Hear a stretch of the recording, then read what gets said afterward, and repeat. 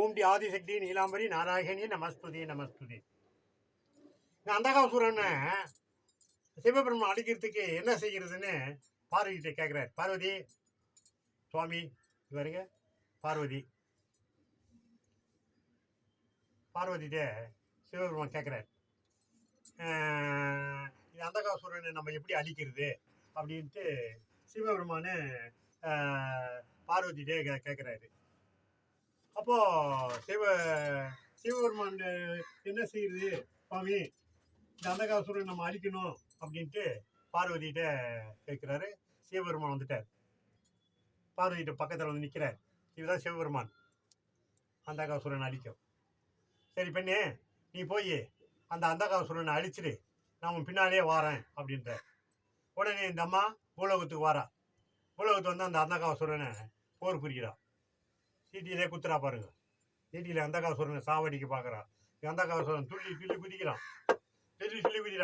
சிவபெருமான் பார்த்தாரு, என்னப்பா உன்னை சாவடிக்க முடியல, என்ன செய்யறது அப்படின்ட்டு சிவபெருமான் என்ன பண்றாரு, அந்தகாசுரனை அழிக்கவே சிவ பார்வதி வரலே, அந்தகாசுரனை அழிக்கவே சிவ பார்வதி வரலே, இரேழு லோகமும் பார்க்குதே, இதை இரேழு லோகமும் பார்க்குதே, இந்த நிகரை கண்டு மகிழுதே, அந்தகாசுரனை அழிக்கவே சிவ பார்வதி வரலே, அண்டமும் அதிருதே, அண்டமும் அதிருதே, ஆகாயம் இடிக்குதே, அண்டமும் அதிருதே, ஆகாயம் இடிக்குதே,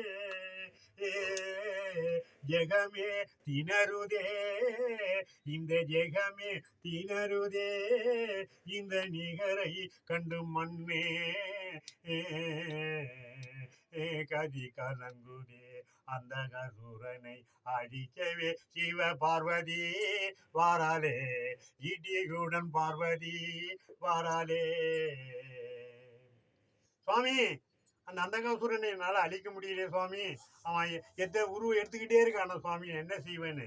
அப்போதான் பிரம்மங்கிட்ட வரம் வாங்கும்போது இதெல்லாம் நீங்கள் முக்கியமாக கேட்கணும். பிரம்மங்கிட்ட வரம் வாங்கும்போது நீரால் அழிக்க முடியாது, நெருப்பால் அழிக்க முடியாது, பிரம்ம விஷ்ணு யாராலும் என்னை அழிக்க முடியாது, இந்த மண் வளத்தில் யார் தவபலம் இது யாராலும் என்னை அழிக்க முடியாதுன்னு வரம் வாங்கிட்டு அப்படியே கொடுத்துட்டார் பிரம்ம.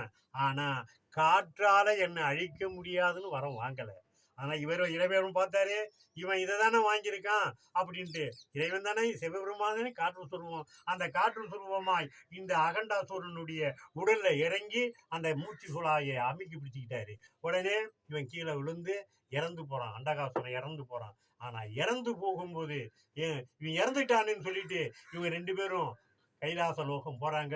இவனுடைய சக்தி படபூரத்திலே அவனுடைய மலச்சரத்தில், இதுதான் யாரும் சொல்ல முடியாத ஒரு கருத்து, மலசரத்துல முண்டா என்ற சூரனும் சண்டா என்ற சூரனையும் மலத்துல உற்பத்தி ஆக்கி எலியை எடுத்துட்டு இவன் இறந்துடுறான்.